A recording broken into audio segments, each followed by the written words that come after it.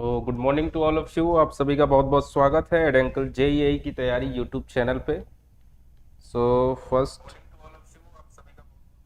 चलिए ठीक है, ऑडियो वीडियो क्लियर है। जुड़ जाइए, आप सभी लोग जुड़ जाएं अपने दोस्तों के साथ शेयर कर दीजिए इस सेशन को। और इस सेशन में एग्रीगेट हम लोग कंप्लीट करेंगे।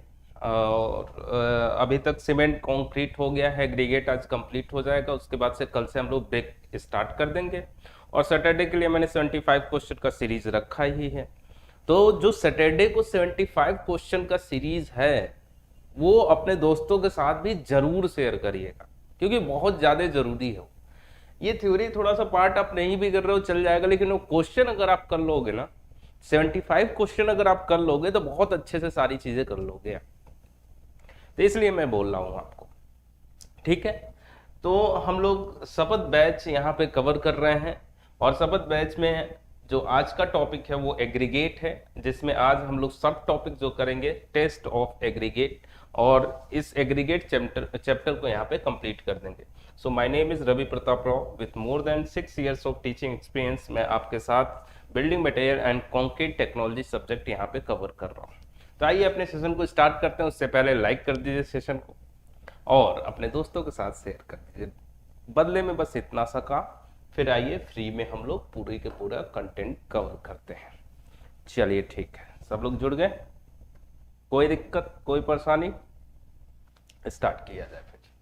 टेस्ट ऑफ एग्रीगेट कल तक के क्लास में हमने देख लिया। टेस्ट ऑफ एग्रीगेट एक्चुअली आपने कवर भी कर लिया है।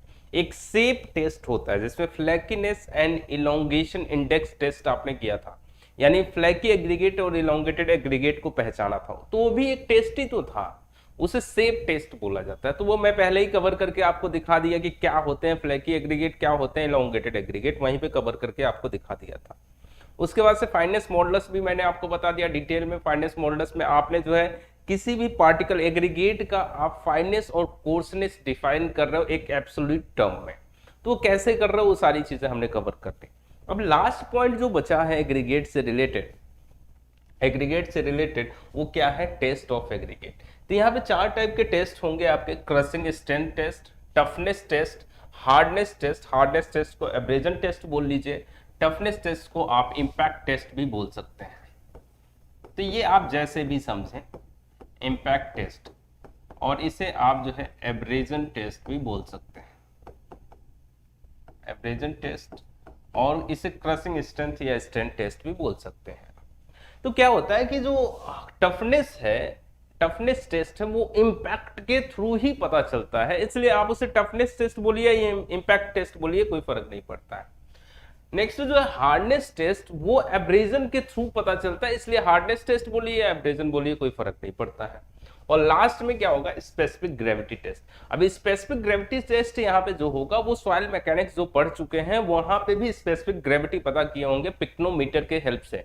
तो वही सेम प्रोसेस यहाँ पे भी होगा, कुछ अलग होने वाला नहीं है, क्योंकि सॉइल भी एक टाइप का क्या रॉक से बना हुआ मटेरियल है, यानी एग्रीगेट ही तो है वो भी। और ये भी किससे बनता है? एग्रीगेट किससे बन रहा है? रॉक से ही बन रहा है। तो ये भी एग्रीगेट सॉइल ही है। तो सारी चीजें सेम ही है, बस सेम ही है। बस वहां सॉइल पढ़ रहे हो, यहाँ पे किस में पढ़ रहे हो? बिल्डिंग मटेरियल में पढ़ रहे हो। तो स्पेसिफिक ग्रेविटी यहाँ पे भी पिक्नोमीटर के हेल्प से निकालेंगे आप, और वहां पे भी पिक्नोमीटर के हेल्प से निकाल रखे होंगे, या पढ़ेंगे जब भी आप तब निकालेंगे। ठीक है सर। अब चलिए एक एक करके टेस्ट को कवर करते हैं सर। पहला है crushing strength test. Crushing strength test आपको आईएस कोड भी दे दिया है, आईएस 2386 पार्ट 4 के अकॉर्डिंग हम लोग टेस्ट परफॉर्म करेंगे। हालांकि कोड याद हो जाए तो अच्छी बात है, लेकिन नहीं भी याद होगा तो काम चल जाएगा ये वाला कोड। ठीक है, चलिए अब बात करें हम लोग कैसे टेस्ट परफॉर्म किया जाए। एग्रीगेट का आपको क्रशिंग स्ट्रेंथ पता करना है।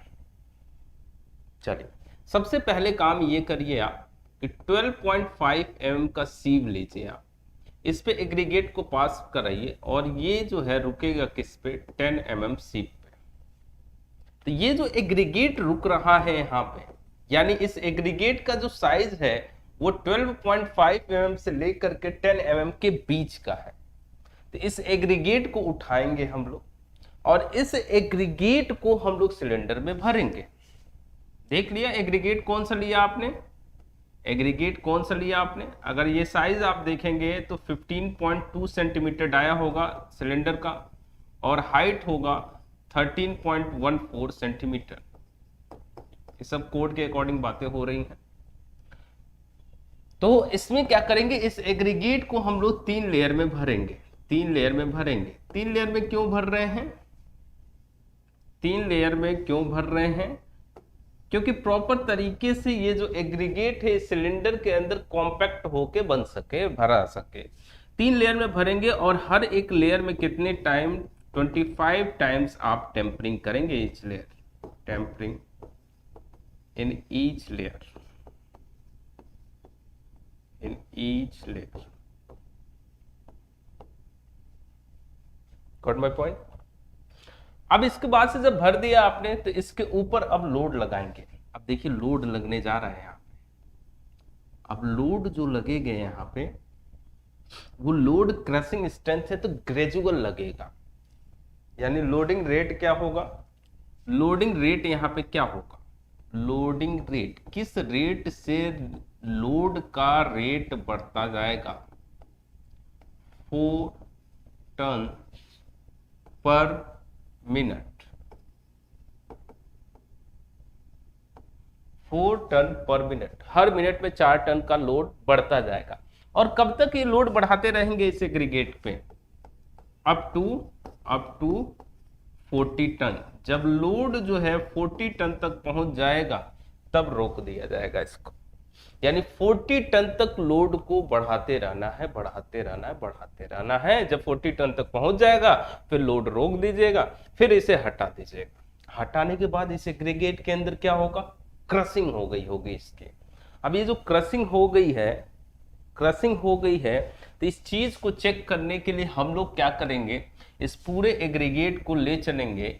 नेक्स्ट पेज पे दिखा देता हूं। उस पूरे एग्रीगेट को हम लोग ले आएंगे किस पे, 2.36 mm सीप पे। एग्रीगेट में क्रशिंग हो गई तो ऑब्वियस सी बात है कुछ एग्रीगेट जो होगा यहाँ पे रुक जाएगा और कुछ जो है यहाँ पे पास हो जाएगा। तो छोटे वाले क्या हो जाएंगे, वो पास हो जाएंगे, छोटे वाले क्या हो जाएंगे, पास हो जाएंगे, और जो बड़े होंगे वो क्या हो जाएंगे, रिटेन हो जाएंगे। तो यानी जिसकी क्रशिंग हो गई है वो इस सीप से पास हो जाएगा। और मुझे क्या करना है, एक्चुअली ये जो टेस्ट कर रहे हैं इस टेस्ट में, क्रशिंग स्ट्रेंथ टेस्ट में, मुझे पता करना है कि क्रशिंग वैल्यू कितनी है।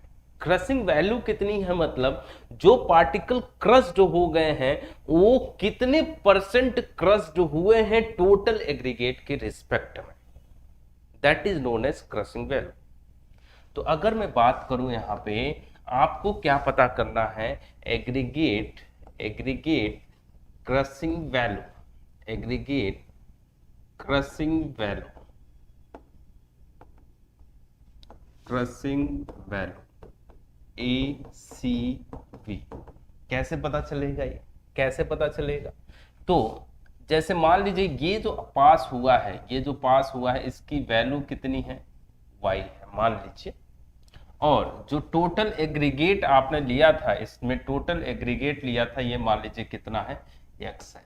तो क्या हो जाएगा, y जो क्रस्ट हो चुका है टोटल एग्रीगेट के रिस्पेक्ट में, ये परसेंटेज में 100 से मल्टीप्लाई कर दीजिए। इसी को क्या बोला जाता है, एग्रीगेट क्रशिंग वैल्यू, इसी को बोला जाता है एग्रीगेट क्रशिंग वैल्यू। तो ये जो क्रश जो हो गया है टोटल एग्रीगेट के रिस्पेक्ट में कितना क्रश जो हुआ है उसी को परसेंटेज में कन्वर्ट कर दिया, उसी को क्या बोला आपने, एग्रीगेट क्रशिंग वैल्यू। और ये एग्रीगेट क्रशिंग वैल्यू कितना होना चाहिए फॉर हाईवे पेमेंट्स, हाईवे के पेमेंट के लिए या फिर वियर सरफेस के लिए, ऐसा बोल सकते हैं, क्वेश्चन में वो किसी भी तरीके से दे सकते हैं। हाईवे पेमेंट्स, ये जो एग्रीगेट क्रशिंग वैल्यू है ये कितना होना चाहिए, ये लेस देन 30% होना चाहिए। बात समझ आई। अगर आप बात करें फॉर अदर वर्क्स, इसके अलावा और कोई जो काम कर रहे हैं आप या नॉर्मल वर्क्स कोई भी काम कर रहे हैं, तो उसके लिए ये जो वैल्यू है वो कितना होना चाहिए, लेस देन 45%, किसकी वैल्यू बता रहा हूं मैं? एग्रीगेट क्रशिंग वैल्यू की वैल्यू बता रहा हूं। इससे कम होना चाहिए, इससे ज्यादा नहीं होना चाहिए। अगर इससे ज्यादा करोगे तो यानी जो क्रस्ड वैल्यू है वो ज्यादा है, क्रस्ड वैल्यू ज्यादा है यानी एग्रीगेट की क्वालिटी खराब है, इसलिए मैं ऐसा बोल रहा हूं। ये दो तरीके के क्वेश्चन, ऑब्जेक्टिव क्वेश्चन आपसे पूछे जा सकते हैं। फॉर हाईवे पेमेंट या वीयर सरफेस के लिए कितना यूज करना चाहिए एग्रीगेट क्रशिंग वैल्यू, या फिर अदर वर्क्स या फिर रेगुलर वर्क के लिए कितना यूज करना चाहिए, इस तरीके से क्वेश्चन आ सकते हैं। इनके अलावा एक और तरीका हो सकता है, देखिए मैं आपको एक्स्ट्रा और बातें बता रहा हूं इसमें। फॉर बीएम रोड्स का मतलब हुआ यहाँ पे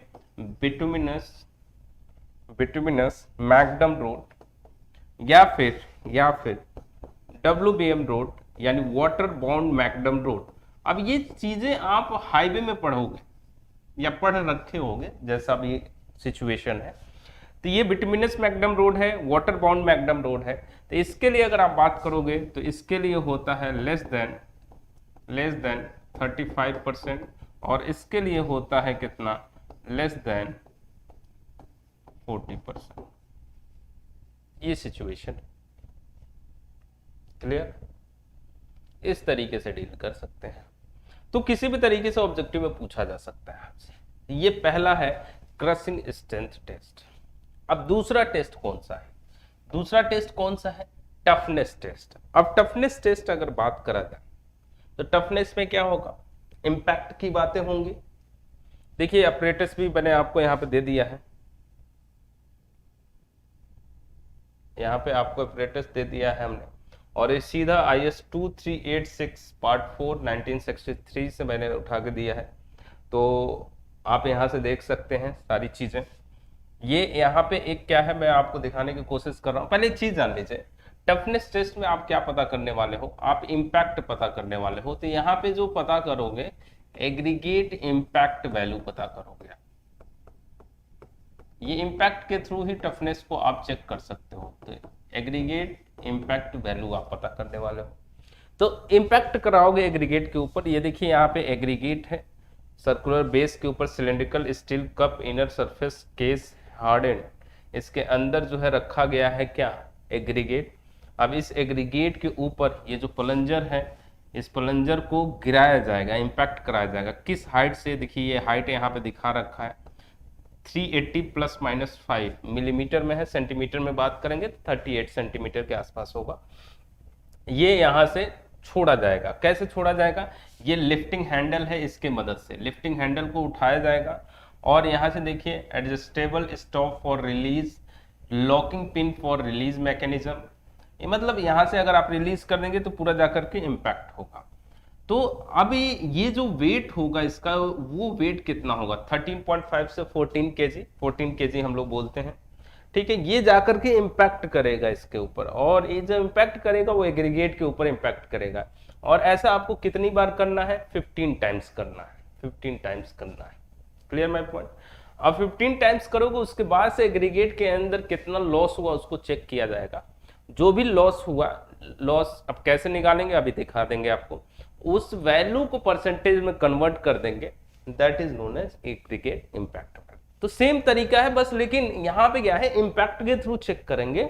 लेकिन पिछले वाले में क्या था, ग्रेजुअल लोडिंग को आप इंक्रीज करते जा रहे हो और उसके थ्रू चेक कर रहे हो। तो हम लोग क्या करने वाले हैं यहाँ पे, सबसे पहले तो आप एक काम करेंगे, एग्रीगेट लेंगे। एग्रीगेट जो लेंगे जिसपे आपको टेस्ट करना है, फिर से वो एग्रीगेट का साइज क्या होगा, 12.5 mm से लेकर के 10 mm के बीच का एग्रीगेट लेंगे आप। यानी उसका साइज जो होगा वो 10 mm से बड़ा होगा, 12.5 mm से छोटा होगा। इस एग्रीगेट को लिया जाएगा और इस एग्रीगेट को इसके अंदर भरा जाएगा, सिलेंडर के अंदर। भरने के बाद आप क्या करेंगे, इसे लिफ्ट करेंगे और 38 सेंटीमीटर हाइट से, हाइट फिगर में दे रखा है फिर भी मैं आपको लिख दे रहा हूं यहाँ पे, हाइट जो होगा वो 38 सेंटीमीटर का होगा। और यहाँ पे अगर बात करेंगे वेट कितना होगा, प्लंजर का वेट कितना होगा जिससे इंपैक्ट कराया जा रहा है, वो 14 केजी होगा। और ये ऐसा आपको कितनी बार करना है, एग्रीगेट के ऊपर इंपैक्ट जो करना है आपको वो कितनी बार करना है, 15 टाइम्स करना है। जब आप ऐसा करेंगे 15 टाइम्स तो उस एग्रीगेट में कुछ ना कुछ लॉस होगा। उस लॉस को चेक करने के लिए फिर से हम लोग क्या करेंगे, एग्रीगेट को ले आएंगे 2.36 mm सी पे ले आएंगे।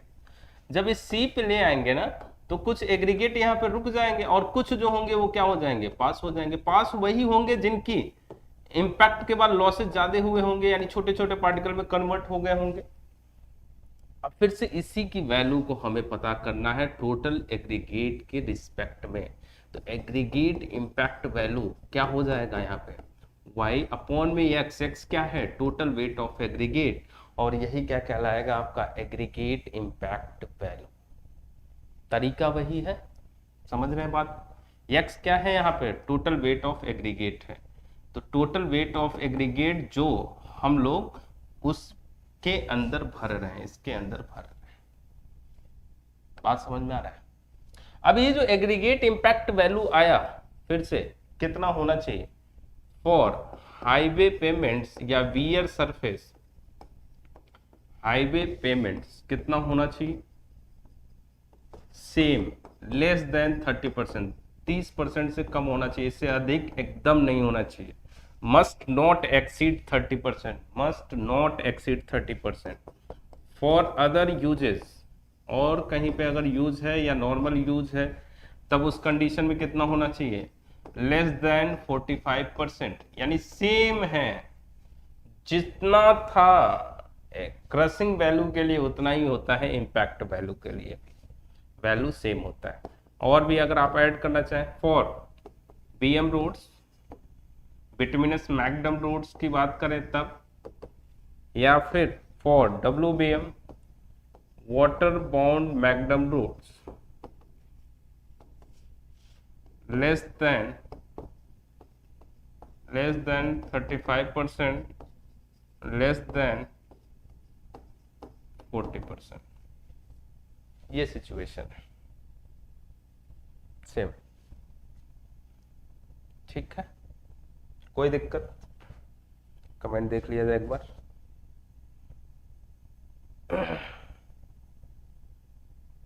अब कल से ब्रिक स्टार्ट हो जाएगा, ठीक है, और ब्रिक तो स्टार्ट हो जाएगा, और वो भी आप ध्यान रखिएगा सैटरडे को जरूर आइएगा, सैटरडे को, और ज्यादा से ज्यादा लोगों को लेके आइएगा, क्योंकि सैटरडे को होने वाला है इंपॉर्टेंट सेशन, ठीक।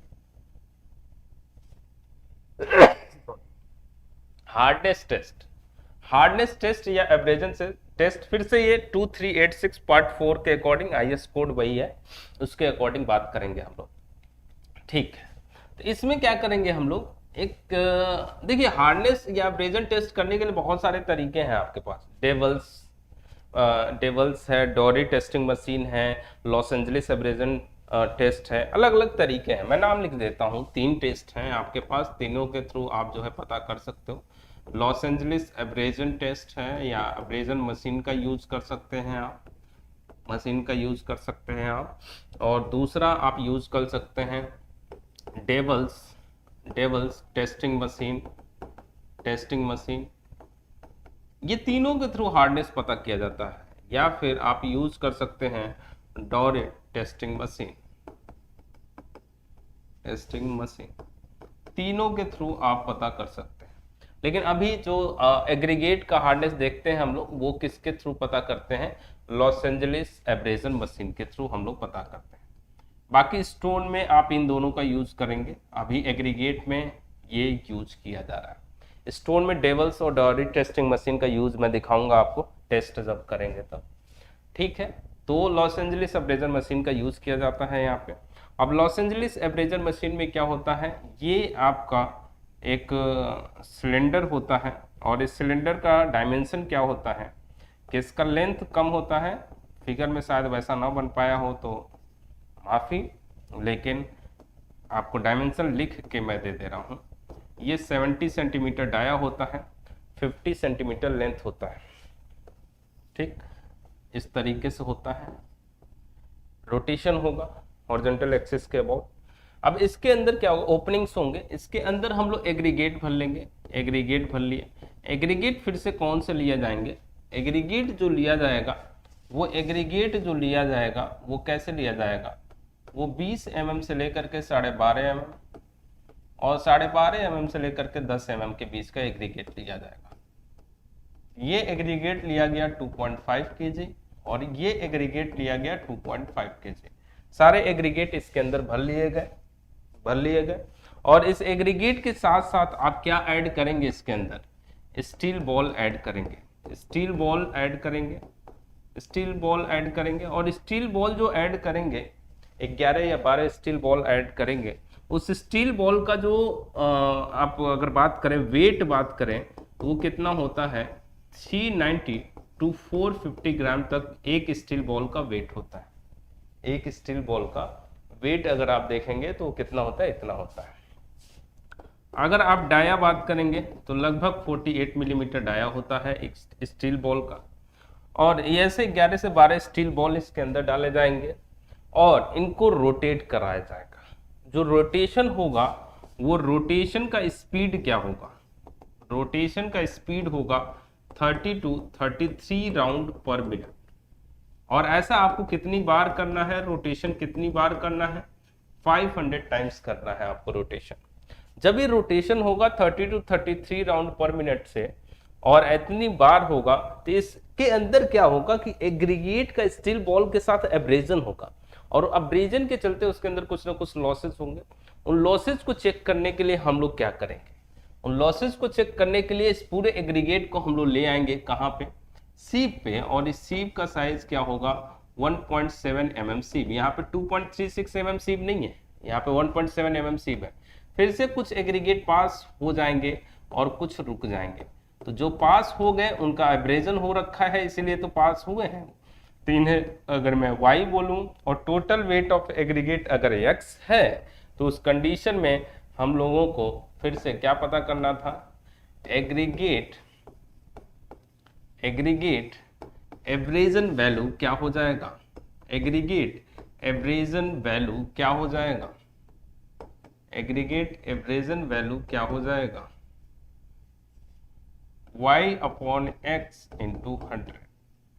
इस तरीके से पता कर सकते हैं, y/x into 100।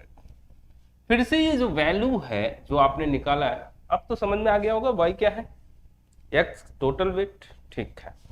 अब अगर बात करें हम लोग, ये जो निकाला है आपने वो कितना होना चाहिए फॉर हाईवे सरफेस या पेमेंट, ठीक है, या वियर सरफेस ऐसे करके लिखा हुआ आ सकता है। कितना होना चाहिए, लेस देन 30%, सेम होना चाहिए। लेकिन अगर आप बात करेंगे ना फॉर अदर यूजेस या नॉर्मल यूज, अगर आप बात करते हैं नॉर्मल जगहों पे यूज करते हैं, जैसे बिल्डिंग में यूज कर रहे हैं, तब एग्रीगेट का कितना होना चाहिए, aggregate abrasion value less than 50%। यहाँ पे थोड़ा सा चेंज मिलेगा आपको, लेस देन 50%, 45 के बजाय क्या होगा यहाँ पे 50% होगा, ठीक है। अब आगे अगर मैं बात करूं फॉर अदर यूजेस हो गया, और अगर मैं बात करूं, अगर सॉरी मार्कर गिर ही जाता है, फॉर फिर से मैं बात करूं बिटुमिनस मैकडम रोड के लिए अगर मैं बात करूं तो कितना लेंगे आप, लेस देन 35%। और वाटर बाउंड मैकडम रोड के लिए अगर मैं बात करूं तो सेम होगा जो पहले केसेस में था, जो आपने पहले पढ़ा, लेस देन 40%। तो सारा डेटा मैंने आपको दे दिया। अब क्वेश्चन कैसे भी आए डील कर सकते हैं आप। तो 3 टेस्ट आपने कर लिया और इन्हीं तीनों टेस्ट, यही 3 मेन इंपॉर्टेंट हैं। चौथा तो मैं आपको बता दूंगा आपकी जानकारी के लिए, उसमें कोई दिक्कत नहीं है। लेकिन इन तीनों टेस्ट में जो ये वैल्यू आया है ना, ये ऑब्जेक्टिव में पूछे जाते हैं, इसलिए मेरा फोकस इन्हीं पे रहा है और ये याद भी कर लीजिएगा। अब ये क्वेश्चन आपके हाईवे के मान लो आप इसको, या बिल्डिंग मटेरियल के मान लो, जहां जैसे मान लो बस, लेकिन क्वेश्चन आते हैं। क्लियर है बात? चलिए चौथे टेस्ट को करते हैं हम लोग। चौथा टेस्ट कौन सा है हमारा, specific gravity test. Specific gravity test आपने जो है कर रखा होगा किसके अंदर, सॉइल मैकेनिक्स के अंदर भी कर रखा होगा, तो कोई बड़ी बात है नहीं, ठीक है। चलिए स्पेसिफिक ग्रेविटी को समझने की कोशिश करते हैं। तो स्पेसिफिक ग्रेविटी को अगर मैं लिखूं तो जरा बताइएगा, क्या ऐसे लिखा जा सकता है, वेट ऑफ मटेरियल, जिस मटेरियल का मतलब यहाँ पे क्या है, वेट ऑफ मटेरियल, मटेरियल का मतलब यहाँ पे एग्रीगेट की बात हो रही है, upon weight of same volume of water, same volume of water. भाई स्पेसिफिक ग्रेविटी वाटर के रिस्पेक्ट में ही तो बताते हो, चाहे डेंसिटी हो चाहे वेट हो, कुछ भी अगर बात करें तो हमने जो मटेरियल लिया यानी एग्रीगेट लिया उसका वेट अपॉन उसी मटेरियल का जो वेट है उसी के सेम वॉल्यूम लीजिए और वाटर लीजिए, उसके रिस्पेक्ट में ही अगर आप चीजें कंपेयर कर रहे हैं तो उसी को तो स्पेसिफिक ग्रेविटी बोलते हैं। तो वही काम आपको यहाँ पे करना है। और ये जो बोला जाता है इसे बोलते हैं आप पिक्नोमीटर टेस्ट। पिक्नोमीटर टेस्ट कैसे पता किया जाए, इसके लिए सबसे पहला देखिए, स्टेप वाइज में 4 स्टेप में बता रहा हूं आपको, बहुत सिंपल तरीके से बता रहा हूं। स्टेप 1 ले लीजिए आप। स्टेप 1 में क्या करेंगे आप, सैचुरेटेड सरफेस ड्राई सैंपल लेंगे आप, एसएसडी सैंपल बोला जाता है, सैचुरेटेड सरफेस ड्राई सैंपल लेंगे आप। Step 1 saturated surface SSD dry sample लेंगे आप, एसएसडी सैंपल लेंगे आप, किसका, एग्रीगेट का, एग्रीगेट का ले लिया आपने। इसका वेट अभी मान लीजिए कितना है, W1 है, ठीक है, इसका वेट मान लीजिए कितना है, W1 है। अब क्या करेंगे, अब क्या करेंगे स्टेप 2 पर। अच्छा, सैचुरेटेड सरफेस ड्राई का मतलब समझ रहे हैं, यानी एग्रीगेट के अंदर मॉइस्चर हो लेकिन इसका जो सरफेस है वो ड्राई हो, सूखा हुआ हो, तो ऐसा सैंपल लेना है आपको। ये ले लिया आपने W1, प्रैक्टिकली यही सैंपल मिलता भी है इसलिए ऐसा बोला जा रहा है। अब स्टेप 2 में देखिए क्या करेंगे आप, स्टेप 2 में पिक्नोमीटर उठाएंगे आप। पिक्नोमीटर कुछ इस तरीके का होगा, अगर आपको ध्यान हो तो कुछ इस तरीके का होता है। इसके अंदर हमने क्या किया, सैंपल भर लिया, जितना भी सैंपल है ये भर लिया, ठीक है। अब जो बचा हुआ जगह है इसमें हमने क्या कर लिया, पानी भर लिया। ये क्या है, ये जो अलग कलर से दिखा रहा हूं मैं आपका, ये क्या है, वाटर है। तो ये ध्यान दीजिएगा वाटर है, और ये क्या है आपका, सैंपल है। सैंपल बोल रहा हूं किसको, एग्रीगेट को बोल रहा हूं, और ये पिक्नोमीटर है। तो अगर ये सबका वेट देखा जाए, सबका वेट देखूं मैं, तो ये इस सबका वेट मैं क्या बोल रहा हूं, W2। अच्छा, इस W2 में समझने की कोशिश करिएगा क्या क्या है। W2 में देखा जाए तो एक क्या है, वेट ऑफ पिक्नोमीटर या कंटेनर बोल लीजिए आप। तो वेट ऑफ कंटेनर या पिक्नोमीटर, खाली कंटेनर अगर रहेगा तो उसका वेट तो होगा ना कुछ। दूसरा क्या है, वेट ऑफ वाटर है, वेट ऑफ वाटर भी है इसके अंदर कुछ पार्ट, और कुछ पार्ट क्या है, सैंपल का है, वेट ऑफ सैंपल। ये सारी चीजें हैं W2 के अंदर, बात समझिए, ठीक। स्टेप 2 तक कोई दिक्कत। चलिए स्टेप 3 पे आइए, बहुत आसानी से समझने की कोशिश कर रहे हैं हम लोग, कोई बड़ी चीज नहीं है इसमें। स्टेप 3 पे आया। स्टेप 3 में क्या करना है आपको, पिक्नोमीटर लिया आपने, अब इस पिक्नोमीटर को खाली कर लीजिएगा, ठीक। अब इस पिक्नोमीटर में केवल क्या भरा हुआ है, वाटर भरा हुआ है, केवल क्या भरा हुआ है, वाटर भरा हुआ है। हमने केवल वाटर भर लिया।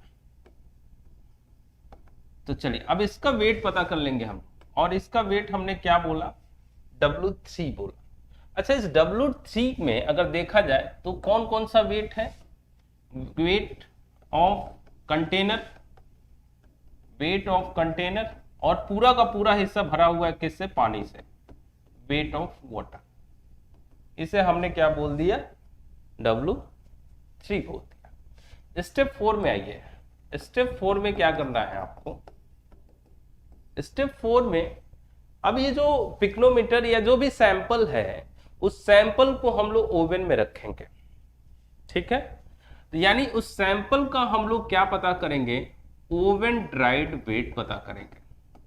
और ये जो ओवन ड्राइड वेट आया इसे हमने क्या बोल दिया है, W4 बोल दिया। सारी बातें क्लियर है, क्या है W1, W2, W3, W4। W1 क्या है, सैंपल का वेट है, SSD सैचुरेटेड सरफेस ड्राई। उसके बाद से क्या है, W2 क्या है, इसमें सारी चीजें आ गई। W3 क्या है, ये सारी चीजें आ गई। और W4 क्या है, ये। अब देखिए स्पेसिफिक ग्रेविटी क्या होगा।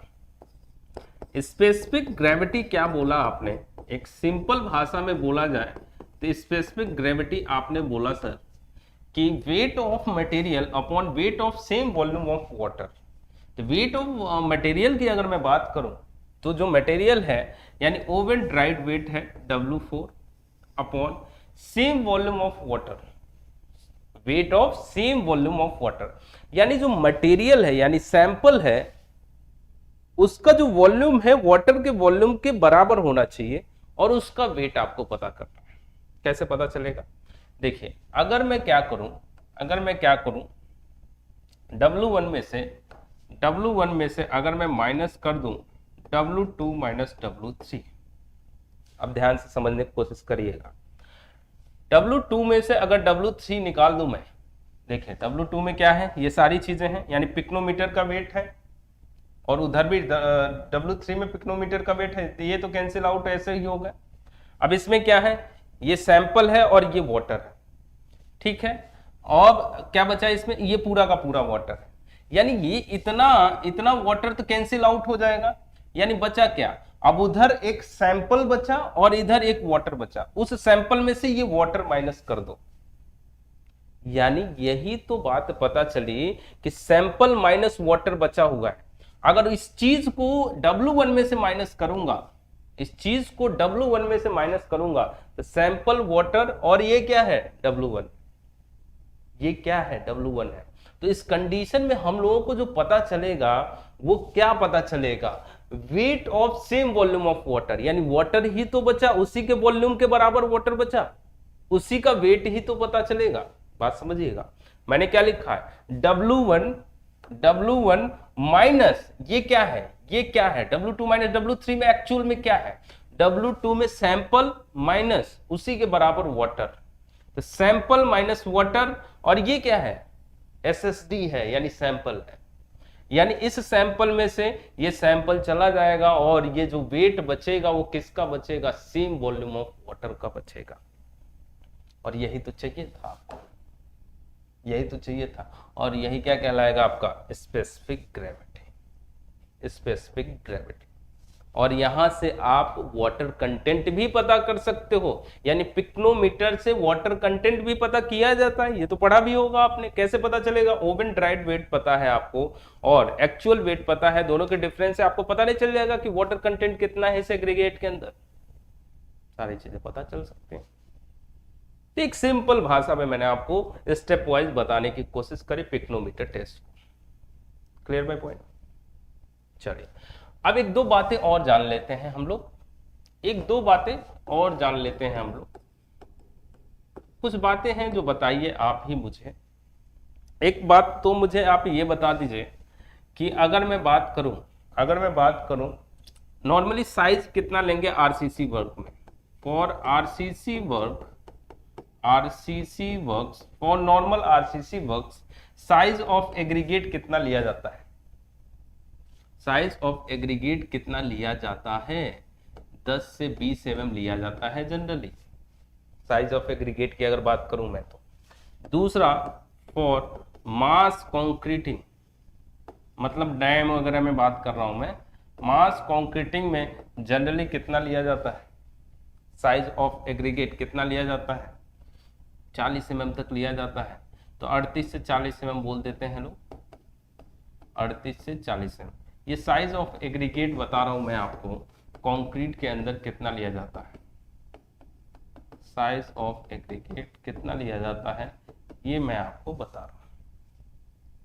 समझ में आया। दो तीन बातें और जान लीजिए आप, इसे नोट के फॉर्म में समझिए या जैसे समझना हो समझ लीजिए, ठीक है।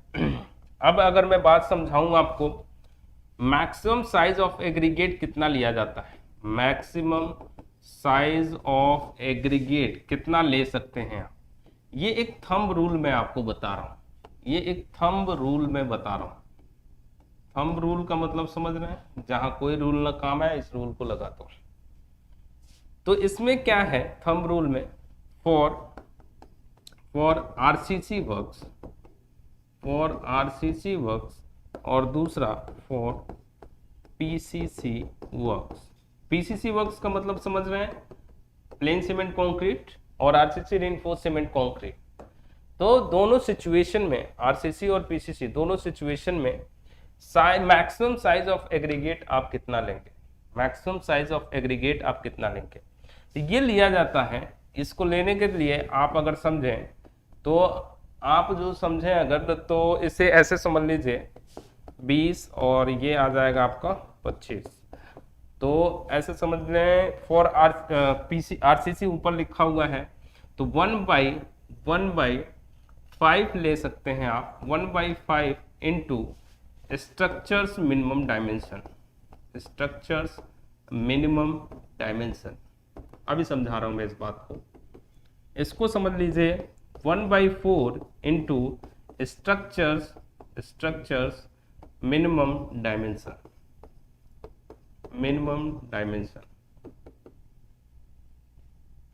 जैसे स्ट्रक्चर कोई बना रहे हैं ना, स्लैब या कुछ भी बना रहे हैं, तो स्लैब में कोई ना कोई एक मिनिमम डायमेंशन होगा। मिनिमम डायमेंशन का मतलब हो सकता है कि उसकी थिकनेस हो सकती है, या फिर उसका विड्थ हो सकता है, उसका लेंथ हो सकता है। इस तरीके से देख सकते हैं आप। एक मिनट कमेंट भी देख लिया जाए, मैं तो भूल ही गया। तो मिनिमम डायमेंशन कुछ भी हो सकते हैं ऐसा, ठीक है, तो कुछ भी हो सकते हैं। तो अब स्ट्रक्चर का मिनिमम डायमेंशन, जैसे स्लैब के केस में थिकनेस हुआ, तो थिकनेस का 1/5 करिएगा। जैसे मान लीजिए 100 मिलीमीटर है, उसका 1/5 करेंगे तो 20 मिलीमीटर आएगा। तो जो आरसीसी वर्क्स में मैक्सिमम जो साइज होगा एग्रीगेट का, वो कितना ले सकते हैं, 20 मिलीमीटर ले सकते हैं, अगर 100 मिलीमीटर थिकनेस है स्लैब का। तो पीसीसी में थोड़ा सा बढ़ा के ले सकते हैं, 25 तक ले सकते हैं। एक एग्जांपल लेकर के मैं आपको बता रहा हूं, ऐसे कुछ भी हो सकता है स्ट्रक्चर। अब कॉलम है, उसका मिनिमम डायमेंशन ढूंढ लीजिए, उसका 1/4 कर दीजिए। इससे ज्यादा बड़ा साइज आप पीसीसी में यूज नहीं करेंगे, आरसीसी में नहीं यूज करेंगे। समझ में आ गया? इस तरीके से डील किया जाता है, ये थंब रूल। तो यहीं पे एग्रीगेट चैप्टर को हम लोग कंप्लीट करते हैं। और कल से जो है हमारा, अच्छा जेईई की तैयारी जो है ये ज्वाइन कर लीजिए, टेलीग्राम चैनल है, बाकी इस यूट्यूब पे तो आप हैं ही। जेईई की तैयारी कल से जो है हमारा स्टार्ट होगा, ब्रेक स्टार्ट होगा, और ब्रेक को भी इस वीक में खत्म कर लिया जाएगा, और सैटरडे को 75 क्वेश्चन लगाया जाएगा। इस बात का ध्यान रखेंगे हम लोग। अभी ये जो वीडियो है 75 क्वेश्चन अगर आपने लगा लिया ईमानदारी से, तो आपका एसएससी जेईई में बीएमसी के जो क्वेश्चन है वो गलत नहीं होने वाले हैं। तो आज के लिए इतना ही रखते हैं। Thank you so much. बस अपने दोस्तों के साथ शेयर कर दीजिए इस सेशन को, और अगर अभी तक आपने इस चैनल को सब्सक्राइब नहीं किया है तो सब्सक्राइब कर दीजिए, बेल आइकन को प्रेस कर दीजिए, जिससे फर्दर आपको नोटिफिकेशन मिलता रहे। बाकी ऐसे ही प्यार बनाए रहिए, व्यूज़ बढ़वाइए, इस पे वीडियोस को देखिए, दोस्तों को दिखाइए ज़्यादा से ज़्यादा मात्रा में। फ्री ऑफ कॉस्ट है, इतना तो बनता है ना। तो अब उसके बाद से फिर और भी सारे वीडियोस लेगा। अब इसको खत्म करते हैं हम लोग, costing and estimation, irrigation, hydrology, सारे के अब एक क्वेश्चन की सीरीज ला रहे हैं, मोस्ट इंपॉर्टेंट क्वेश्चन। उसको केवल कर लोगे ना आप, बहुत अच्छा हो जाएगा। ठीक है, तो आप लोग भी सपोर्ट करिए।